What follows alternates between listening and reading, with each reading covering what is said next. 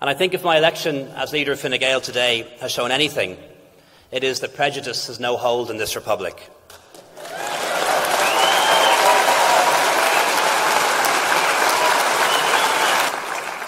Around the world, people look to Ireland to be reminded that this is a country where it doesn't matter where you come from, but rather where you want to go.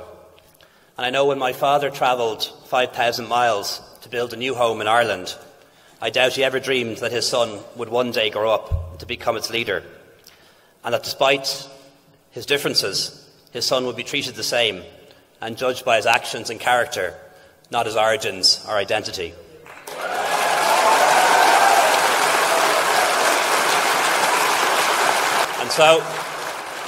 And so every proud parent in Ireland today can dream big dreams for their children.